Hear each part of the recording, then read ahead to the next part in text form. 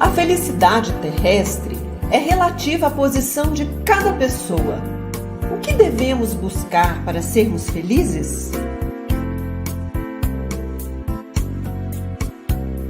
Meta 1. Com relação à vida material, devemos ter a posse apenas do necessário. Meta 2. Com relação à vida moral, devemos ter a consciência tranquila e fé no futuro. Livro dos Espíritos, questão 922. Embora sejam metas simples, não são fáceis de serem alcançadas, não é mesmo? Nós, da Web Rádio Estação da Luz, desejamos que você se esforce para alcançar estas metas de felicidade material e moral. Não queremos que você tenha apenas um ano novo.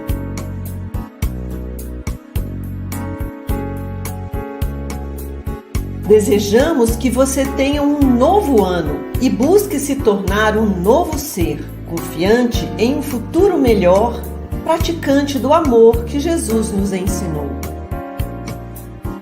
Muita paz em 2023.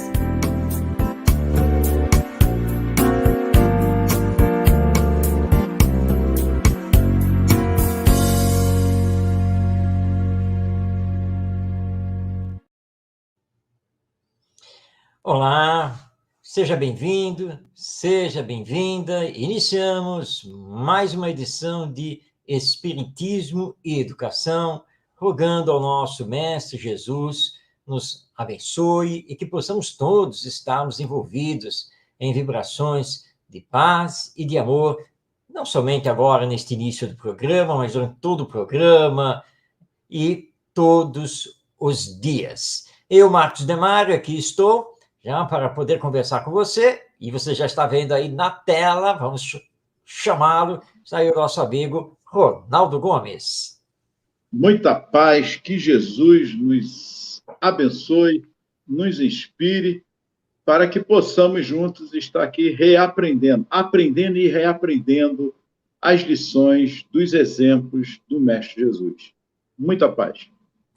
Muito bem, o nosso programa é ao vivo pela Web Rádio Estação da Luz. Então, se você está aí nos assistindo através do Facebook ou do YouTube, você pode participar enviando a sua mensagem. Se você não estiver nos acompanhando ao vivo, você está, na verdade, assistindo o vídeo, porque ele fica disponível no canal da Estação da Luz Tavares, lá no YouTube. Você também pode enviar o seu comentário e também dar aí o seu like, a sua curtida aí no nosso programa. Muito bem, hoje nós estamos chegando ao final do mês de dezembro. Esta é a última segunda-feira de dezembro de 2022, dia 26 de dezembro. Portanto, ontem foi o dia de Natal e hoje nós reservamos também para conversar sobre Jesus. Nós fizemos isso na semana passada e tivemos aqui a companhia do nosso querido Emmanuel, através do Chico Xavier. Hoje vamos utilizar como base para a nossa conversa, o nosso diálogo, um texto do espírito Joana de Ângeles, psicografia de Divaldo Pereira Franco, texto esse que está no livro Jesus e Atualidade. Aliás, uma obra que merece destaque e leitura de todos. E nós escolhemos, então, o texto Jesus e a Humanidade para conversarmos aqui, porque estamos envolvidos nesse mês de dezembro ainda nessas vibrações natalinas. Então, Ronaldo, vamos iniciar o nosso bate-papo, mais uma vez, sobre o nosso Mestre Jesus. Com certeza, Marcos. E há mais de 2000 anos, por que não dizer muito mais que 2000 anos? 2000 anos no sentido que ele esteve conosco aqui, né? Fez uma passagem conosco, uma encarnação como missão para que a humanidade viesse e venha a despertar o sentido da humanização mais espiritualizada. E lembrando bem que nós é que somos os nossos próprios precursores e também nossos seguidores de nós mesmos entre o bem e o mal. A vinda de Jesus justamente veio esse divisor de águas, porque a humanidade, quando ele veio, estava numa situação crítica, muito crítica, porém, como diz a própria espiritualidade, bem mais madura para receber essas mensagens, que era, de fato, a vinda do Mestre, com a exemplificação e, claro, permitido por Deus, para que a humanidade desse um salto. E realmente, Marcos, eu gostaria que você desse alguma preleção sobre isso, porque, na verdade, com a vinda de Jesus, e até hoje a humanidade, ainda, entre aspas, que muitos acham que não tem avançado, mas a humanidade avançou em muito com a vinda de Jesus, permanecendo até hoje. Realmente, Ronaldo, tanto que, aqui, pelo menos no mundo ocidental, nós dividimos a história humana em antes e depois de Jesus, né? Todos conhecem isso, né? Antes de Cristo e depois de Cristo. Essa não é uma simples convenção religiosa ou cultural, é porque, de fato, Jesus marcou. De fato, ele transformou a humanidade e não há mais termos de comparação entre o antes dele e o depois dele. Mas como ele fez isso? Essa que é a grande pergunta. Bom, ele fez porque ele trouxe ensinos para a época revolucionários. Ele veio dizer, por exemplo, que Deus, além de Criador, além do Senhor, Deus é Pai de bondade, de misericórdia, e que a sua justiça é perfeita. Isso, para a época, era uma revolução. Nem os judeus, que acreditavam no Deus único, ouviam dessa maneira em que Jesus apresentou. Jesus veio estabelecer para nós o amai-vos uns aos outros, e se colocou como exemplo, amai-vos uns aos outros como eu vos amei.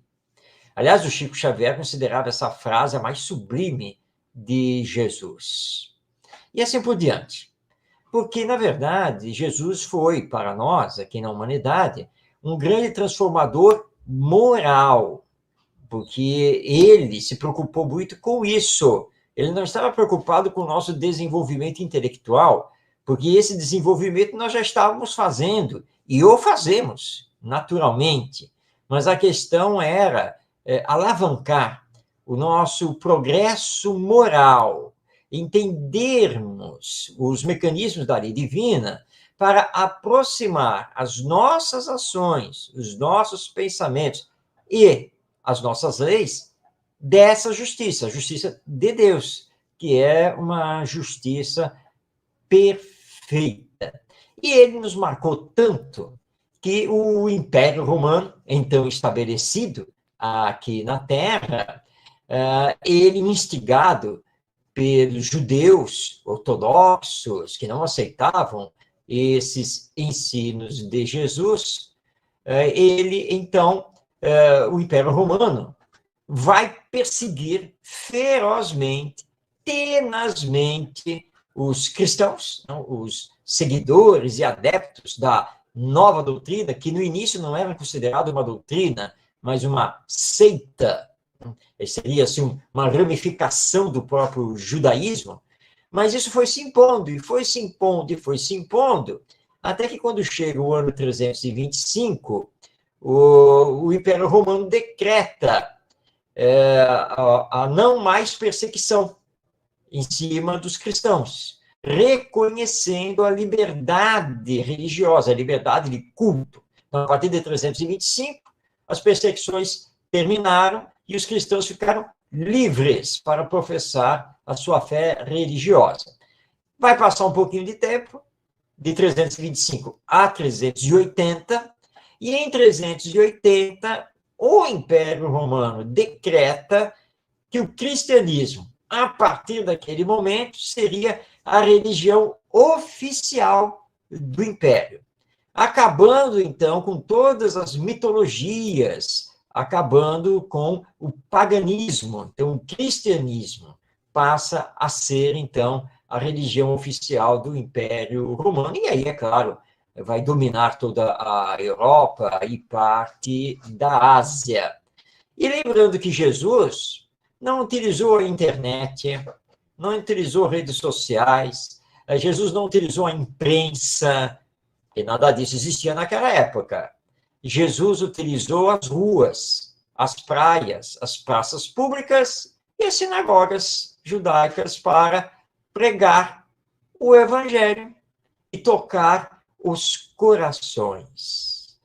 Embora algumas religiões orientais não considerem Jesus como um mestre, não consideram Jesus como o enviado de Deus, mas todas elas, como, por exemplo, o islamismo, todos reconhecem que Jesus, no mínimo, foi um grande profeta. Então, ele estabelece essa nova visão sobre o ser e sobre a vida a partir de Deus como Pai Criador e nos entregando todas as lições, todos os ensinos morais que hoje nós conhecemos como sendo Evangelho, que é um roteiro, uma diretriz de vida para todos nós. Apesar de todas as deturpações relacionadas à vida de Jesus, Marcos, porque os evangelhos, os evangelistas vieram trazer à tona muitas coisas. Temos também os chamados livros apócrifos, o que aí vai ao interesse de vários homens de épocas inteligentes que vieram deturpando os ensinamentos de Jesus a bel prazer para a satisfação do ego, do egoísmo, do orgulho, em entretenimento da massificação da massa, do povo. Ou seja, levando os ensinamentos do Cristo a uma deturpação incrível ao longo dos milênios e até hoje. O que você também pode nos dizer sobre isso? Os espíritos nos informam que, apesar dessas deturpações, que são fato histórico, incontestável, a essência do Evangelho sempre permaneceu. E hoje os espíritos, através dos médiuns, vêm resgatar essa essência. Essa é a missão, inclusive, do espiritismo, que é reavivar, reviver as lições do Evangelho. Agora, os evangelistas não eram historiadores. Eles não tiveram a preocupação que um historiador teria, ou seja, de marcar as datas, locais, nomes, circunstâncias, que é o que um historiador faz. Eles não eram historiadores. Os 4 evangelistas, estamos nos referindo aqui a Mateus, Marcos, Lucas e João, sendo que apenas Mateus e João conviveram diretamente com Jesus, eles estavam preocupados em assinalar nas suas narrativas os grandes feitos de Jesus, os seus principais ensinos, suas parábolas. Essa foi a grande preocupação. Tanto que, de fato, alguns fatos da vida de Jesus, eles são um pouco confusos, porque justamente eles não colocam onde foi, não dizem em que data, nada disso. O nascimento de Jesus é um exemplo disso, porque hoje todas as pesquisas indicam que o nascimento de Jesus não se deu no dia 25 de dezembro. Provavelmente Jesus teria nascido entre os meses de março e abril, talvez maio. Ninguém pode aqui bater martelo em relação a isso. Mas por que essa discussão toda? Porque os evangelistas, nenhum deles disse a data do nascimento de Jesus. Todos descrevem a manjedoura, aquela coisa toda, tá? Mas ninguém assinala o ano, o dia, o mês, nada disso. Então, o 25 de dezembro é uma convenção cultural, nada mais do que isso.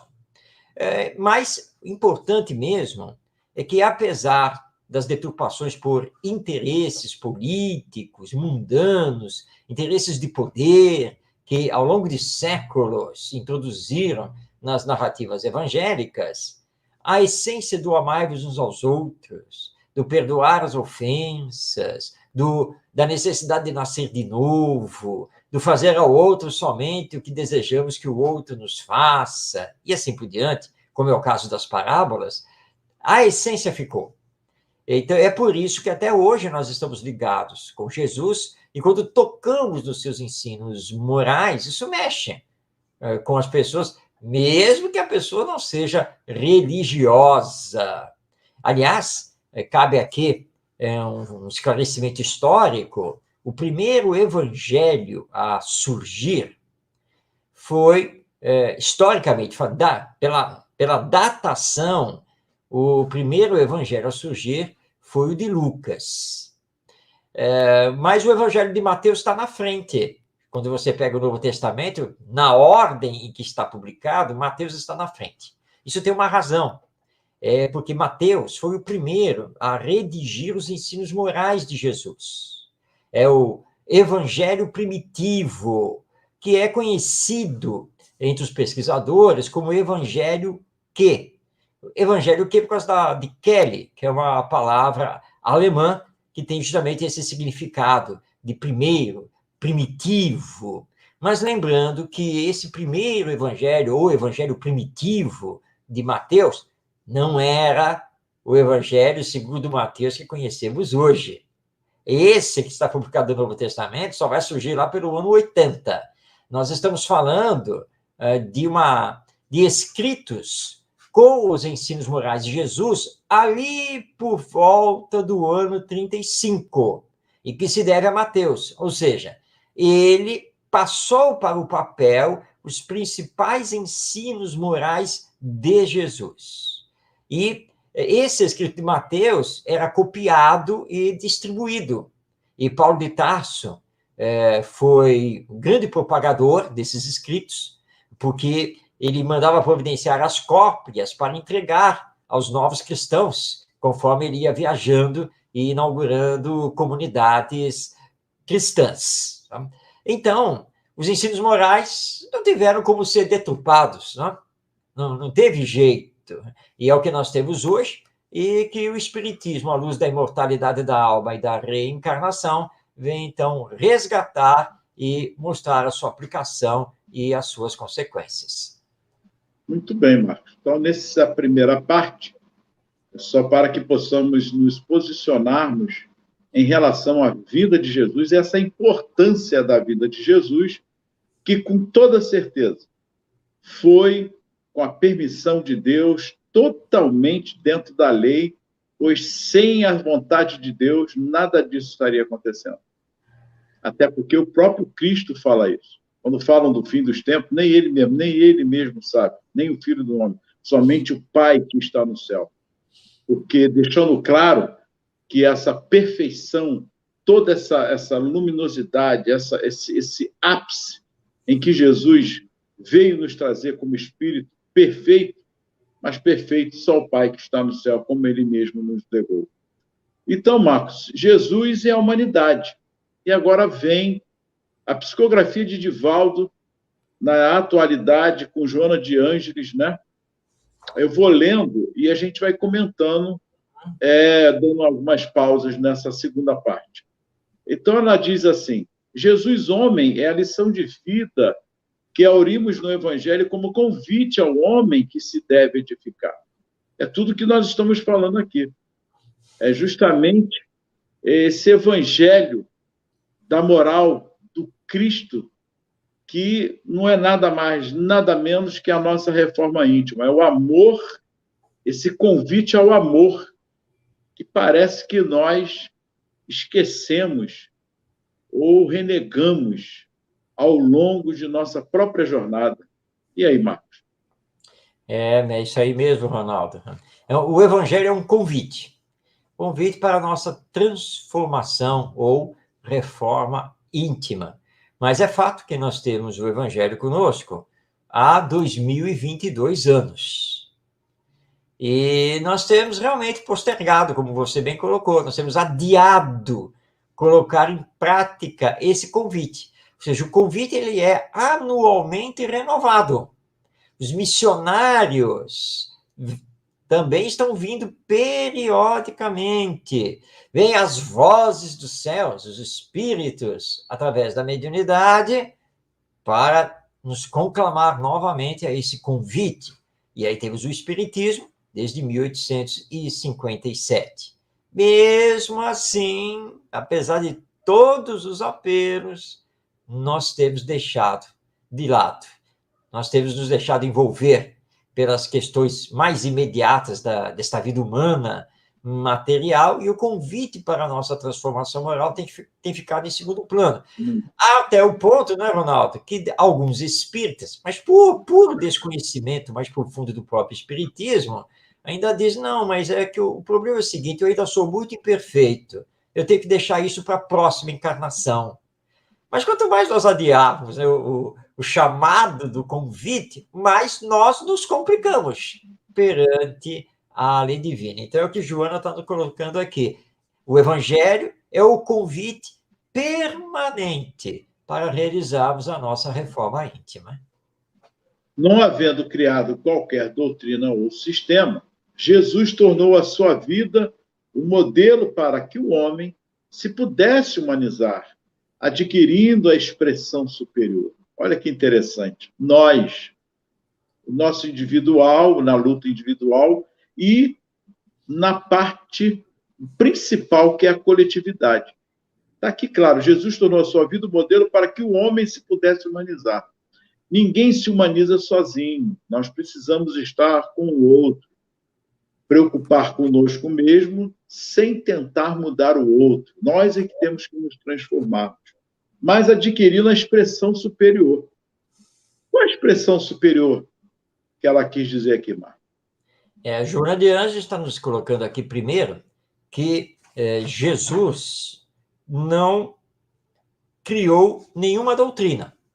Ou seja, o cristianismo, né, que deriva da palavra Cristo, né, Jesus, o Cristo, o cristianismo não foi criado por Jesus. Não é invenção de Jesus. Ele trouxe para nós a lei divina, a lei de Deus. Mas, como ela coloca aqui, fez da sua vida o modelo que precisamos seguir. Porque o melhor pregador, o melhor profeta, o melhor representante de Deus é aquele que faz da sua vida exemplo do que ele ensina. E Jesus era exatamente isso. Por isso a Joana de Anjos coloca aqui. Agora, ela fala aqui no final aqui, do seu parágrafo, né? Então, que Jesus se torna, então, o modelo para todos nós, seres humanos, para nos humanizarmos, adquirindo a expressão superior. Bom, isso significa que não dá para você se humanizar, você se espiritualizar, continuando a viver com os mesmos valores de sempre. Ou seja, você precisa ter ideais mais nobres, você precisa ter uma visão superior sobre si mesmo, os outros e a vida. Você precisa transcender esta vida meramente material, já que, com o Espiritismo, nós sabemos que todos somos espíritos, todos somos almas imortais. Então, é isso que a Joana de Anjos está querendo dizer para nós. Olha, você precisa adquirir essa expressão superior, sabendo que você vai, sim, um dia desencarnar, que você vai retornar ao mundo espiritual de onde você veio, mas que você terá que responder por aquilo que você fez aqui na Terra, porque isso é da lei divina. Se humanizar não é se isolar, é o contrário. Se humanizar é sentir os outros, é se predispor à caridade, e aí sim, você se supera, aí você tem uma visão superior da própria vida, e você vai ter isso, se realmente você se esforçar para seguir Jesus. No seu tempo, e ainda agora, o homem tem sido símbolo de violência, prepotência e presunção, dominador exterior, estorcegando-se, porém, na sua fragilidade, nos seus conflitos e perecibilidade. após os seus exemplos, surgiu um diferente homem, humilde, simples, submisso e forte na sua perenidade espiritual. Enquanto os grandes pensadores de todos os tempos estabeleceram métodos e sistemas de doutrinas, ele sustentou no amor os pilotes da ética humanizada para a felicidade. Não se utilizou de sofismas, nem de silogismos, jamais aplicando comportamentos excêntricos ou fórmulas complexas que exigissem altos níveis de inteligência ou de astúcia. Marcos, eu optei por ler tudo, porque aqui está bem claro como a humanidade se perde em si mesma pelo egoísmo. E o tempo todo Jesus veio até nós, superior, espírito superior que é, mas veio até nós. Quiçá nós sabemos aqui, Marcos, quão grande foi o sofrimento para ele chegar aqui.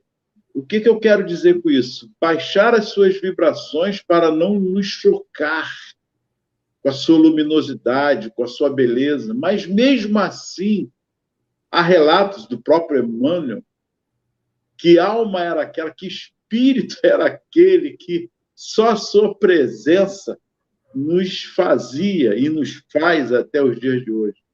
Temos aqui o simples Chico, o Chico Xavier, que eu conheci pessoalmente por 2 vezes, realmente expandia a áurea e ia longe. Imagina Jesus naquela época, na sua simplicidade e humildade, mostrando a nós que daqui nós só iremos levar, e só levamos, os feitos do bem que nós devemos fazer e do mal que nós não deveríamos fazer nunca.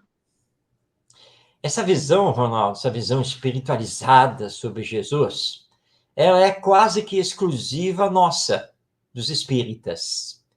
Porque mesmo os católicos e os evangélicos não têm essa visão que nós temos de Jesus como esse ser perfeito, superior, integrado com Deus, todo o amor. E os pesquisadores, de uma forma geral, os que se debruçam sobre Jesus, eles muito menos.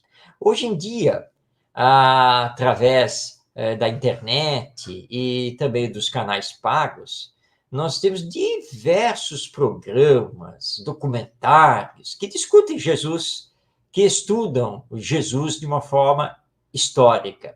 Eu, de vez em quando, estou aí assistindo, eu gosto de ler, tem pesquisadores que são muito sérios, nós temos pesquisas de excelência nesse campo, mas é impressionante como se fazem teorias da conspiração sobre Jesus. Uns que nem acreditam que Jesus realmente existiu. Outros que acham que, na verdade, ele foi casado lá com Maria Madalena e teve sei lá quantos filhos. Outros que isso, outros que aquilo. É uma coisa impressionante. E a Joana de Ângeles vem nos dizer aqui no texto que Jesus não era nada disso. Primeiro, que ele nasceu da manjedoura, que foi para dar uma lição de humildade. E segundo, que ele era filho de um carpinteiro para dar a lição de simplicidade. E os seus ensinos não eram empolados, não eram acadêmicos, nada disso. E que só os doutores da lei lá da época poderiam alcançar. E Jesus falava para o povo. Aliás, os doutores da lei, os sacerdotes judeus, tinham que ir na praça pública para ouvir Jesus, não tinha jeito. Porque Jesus só foi ao templo de Jerusalém algumas vezes, pelas circunstâncias judaicas mesmo, das festas judaicas, de algum tipo de cerimônia. Ele pregava na rua, nas estradas, lá na praça, na praia, era assim que ele fazia. Isso escandalizava também os judeus. Uma boa noite aí ao nosso José Lopes, que está aí nos acompanhando. Então, a Joana de Ângeles está nos lembrando então, que ele não tinha linguagem empolada, não exigia torneios intelectuais dos seus ouvintes para entender. Claro que alguém, Ronaldo, neste exato momento, deve estar assim pensando, não, mas o Marcos está esquecendo das parábolas, que tem umas parábolas que, olha, não é nada fácil de entender o que Jesus quis dizer. Mas a parábola, na verdade, ela é muito mais do que uma história, é muito mais do que isso. A parábola encerra sempre um ensino moral de profundidade. E ela é um exercício para fazer pensar. Normalmente, quando contamos uma história, nós contamos começo, meio e fim, e todo mundo vai entender. Jesus também tinha começo, meio e fim nas suas parábolas, mas levantar a ponta do véu era com seus ouvintes, era conosco, para fazermos o esforço do entendimento, mas que não é difícil.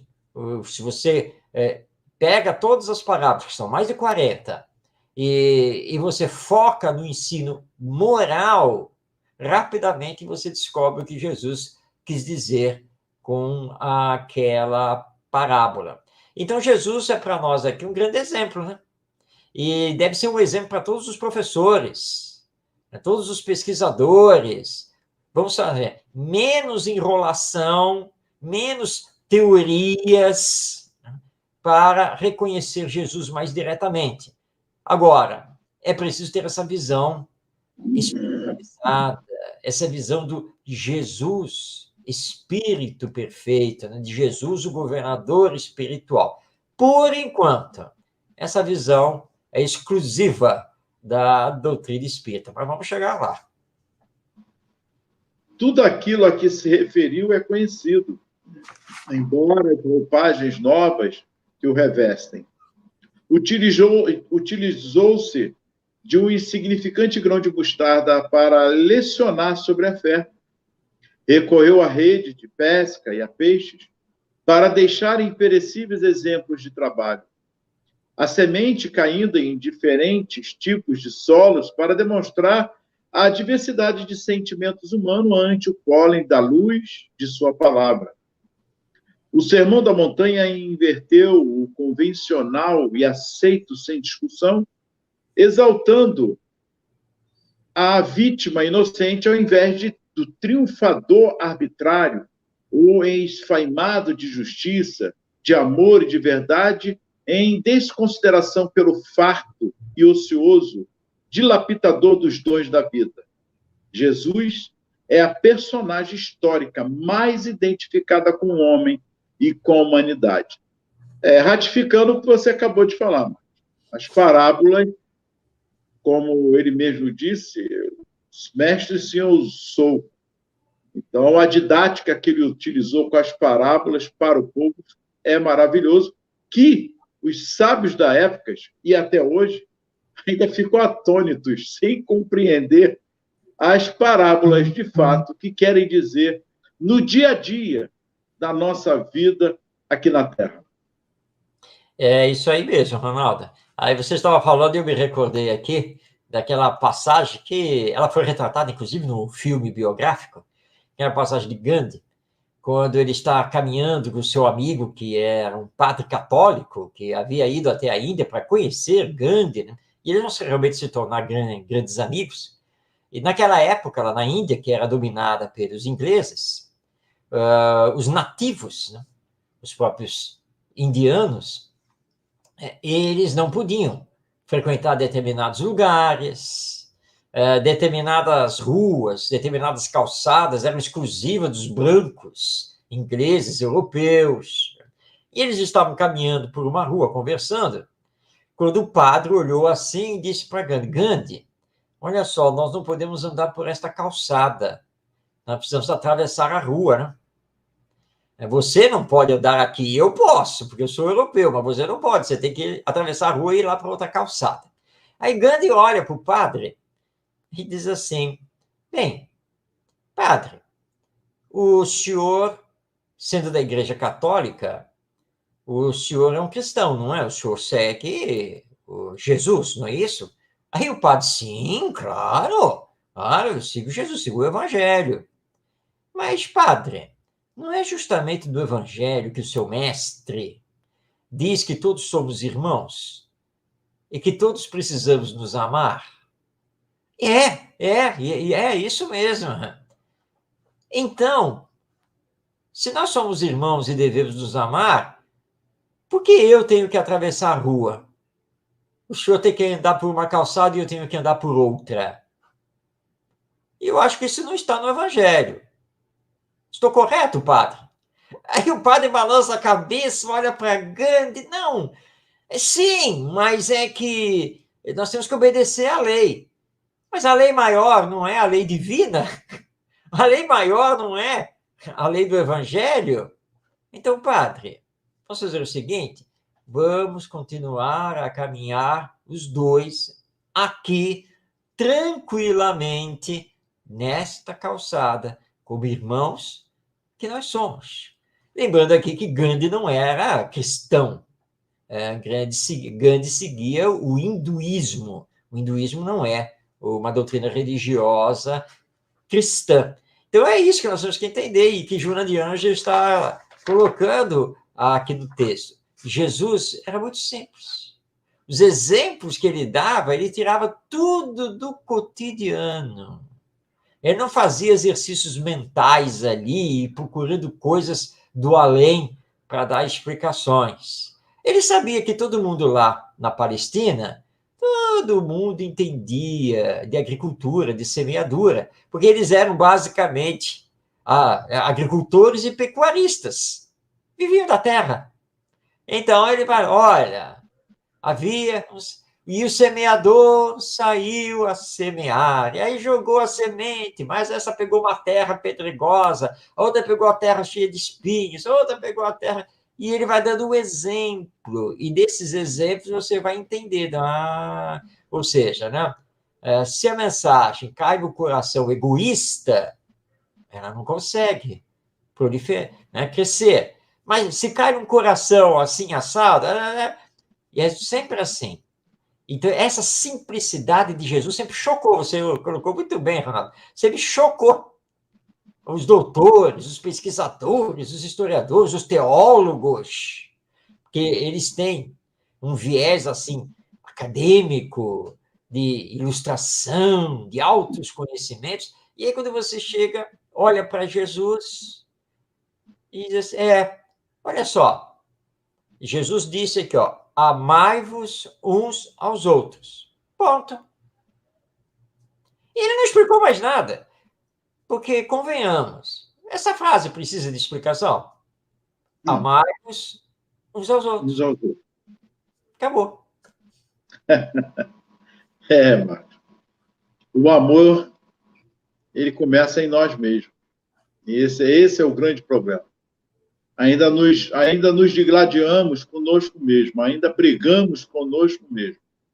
A verdade é essa. Não é o outro, não. Somos nós mesmos que ainda nos colocamos acima do bem e do mal e nos fortalecendo, se achando forte, em muitas ocasiões, quando vê a primeira intempérie, a gente cai por terra, mostrando que falta muito ainda a aprender. E no dizer de Paulo, né? Já não sou eu que vivo, mas é o Cristo que vive em mim. Estamos no caminho. Penso eu que estamos no caminho. E esse é o caminho. Como nós dois aqui, todos que estão nos assistindo, estamos aqui tentando fazer essas colocações, mas tentando interiorizar, porque não é fácil. É uma luta conosco mesmo, não é com o outro, não é com ninguém. É uma luta pessoal, interpessoal. E aí ela continua aqui, justamente, corroborando com o que estamos falando aqui.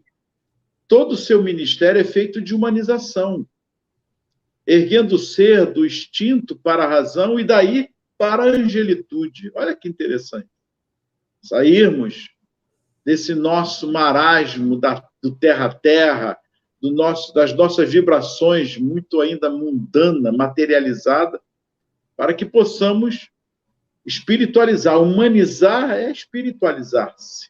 Sairmos de nós nesse processo de uma luta interna e coletiva, uns com os outros, no amor que ele exemplificou. Igualmente é o homem que mais se identifica com Deus. Nunca se lhe refere como se estivesse distante, ou fosse desconhecido ou temível. Isso é realmente verdade. Jesus sempre esteve ali, conversando com Deus como se fosse íntimo, e era íntimo. E nós também podemos fazer isso. Tem até aquela história, né? Senhor, Zé está aqui. Acabou. É o suficiente. Mas com sinceridade, porque Deus sabe o que se passa em nossos corações. E nós ainda colocamos Deus distante, muito longe. Não, Deus está tão próximo, muito mais próximo do que nós possamos imaginar. Então ele diz, apresenta em forma de amor, amável e conhecido próximo das necessidades humanas, compassivo e amigo. Não é fazendo uma comparação humana, Deus humano, mas Deus mesmo próximo de nós em espírito e verdade. E ele continua, e ela continua. Reformula o conceito mosaico e atualiza o termo de conquista possível, aproximando os homens dele pela razão simples de ele estar sempre próximo aos indivíduos que se recusam a doar-lhes em amor. Mais uma vez, essa referência do amor. Parece que nós gostamos de estarmos frios, e isso realmente nós sabemos dos espíritos que ainda querem permanecer nessa ausência do amor, no mal, eles se esfriam do sentimento, porque não tendo sentimento não tem que se preocupar, não tem que ter sentimento para nada, é puramente a razão. E aí é que está o grande erro da humanidade, nossa principalmente, quando já começamos a compreender o que é o reino de Deus, como ela diz aqui, referindo-se ao reino, não adorna de quimeras nem o torna pavoroso, antes desperta nos corações o anelo de consegui-lo na realidade de transcendência que se reveste. Nega o mundo sem o maldizer, que precisamos reencarnar. O mundo não é mau, a maldade está na ausência do bem que não fazemos. Abençoa-nos nas maravilhas paisagens nas quais atende a dor e deixa-se mergulhar em meditações profundas sob o faiscar das estrelas luminosas do infinito. A casa do meu pai tem muitas moradas, e a terra é uma dessas moradas. Por que maldizer a terra? Por que maldizer um mundo que nos dá essa oportunidade de refazermos, repararmos através do amor na lei da reencarnação? São palavras belíssimas da Joana de Ângeles. Jesus veio aproximar Deus de nós e nos aproximar de Deus.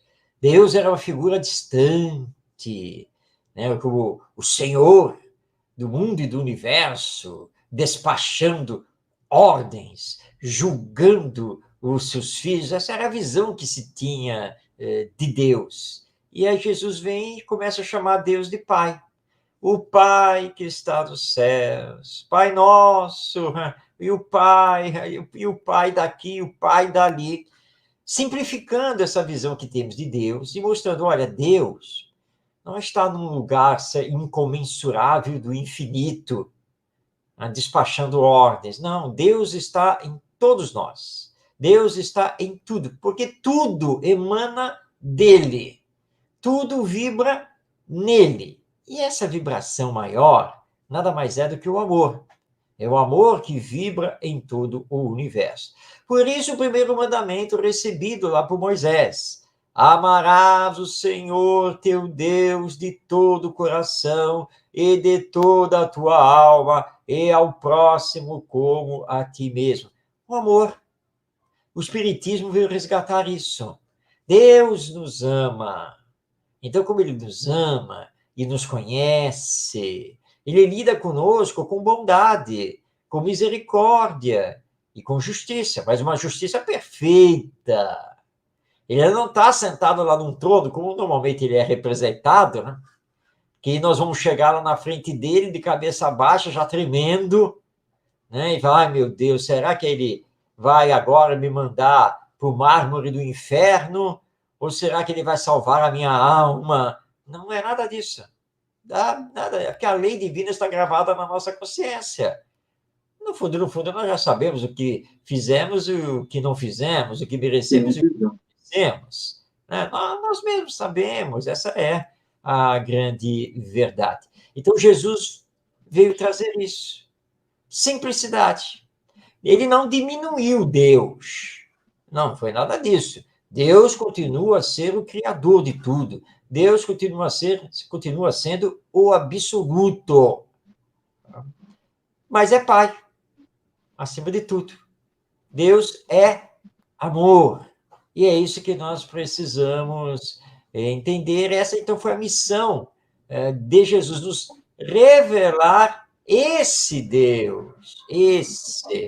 Porque o Deus que nós conhecíamos até então era um Deus vingativo, guerreiro, muitas vezes injusto, pelas escrituras sagradas. E é por isso que muita gente se tornou materialista, porque à luz da razão, você acaba rejeitando isso. Mas não é possível. Então você descarta a existência de Deus. Então Jesus veio trazer o Deus Pai e o Espiritismo veio resgatar esse ensino. Está lá na questão número 1 do Livro dos Espíritos, que é Deus. Deus é a inteligência suprema do universo e a causa primária de todas as coisas. E quais são os atributos de Deus? Deus é infinitamente bom, justo. Tá? E aí vamos lá, os atributos divinos. Então, mas esse trabalho, na verdade, foi Jesus que realizou conosco. Jesus, na humanidade, significa a luz que aquece e aclareia. Se te deixaste fossilizar por doutrinas ortodoxas que pretendem nele ter o seu fundador, renasce e busca-o na multidão ou no silêncio da reflexão, fazendo uma nova leitura das suas palavras, despido das interpretações forjadas. Tudo que nós comentamos aqui nas deturpações que veio ao longo dos tempos e ainda permanece em muitos interesses desses grandes homens que estão aí para forjar a lei divina. Mas não adianta. O que Deus quer irá se cumprir e está se cumprindo. Se te decepcionaste com aqueles que te dizem seguidores dele, mas não lhe vivem os exemplos, ouvida-os, seguindo na simplicidade dos convites que ele te endereça até agora e estão no conteúdo das suas mensagens, ainda vivas como ignoradas. É isso aí. Pensemos em nós. Se nós ficarmos preocupados com o outro porque não fez aquilo, por isso que eu não estou seguindo a doutrina, não é só aquela religião, porque os exemplos, mas o exemplo é divino. O exemplo maior é de Deus. Então, eu é que tenho que me transformar. Ouvindo e seguindo os exemplos de Jesus, eu é que tenho que fazer a minha transformação, respeitando o outro, amando a Deus e respeitando o outro com empatia e com amor. Se não lhe sentistes o calor, rompe o frio da tua indiferença e faze-te um pouco imparcial, sem reações adrede estabelecidas, facultando-lhe penetrar-te o coração e a mente. Na tua condição humana necessitas dele, a fim de cresceres, saindo dos teus limites para o infinito do seu amor. Jesus veio ao homem para humanizá-lo, sem dúvida.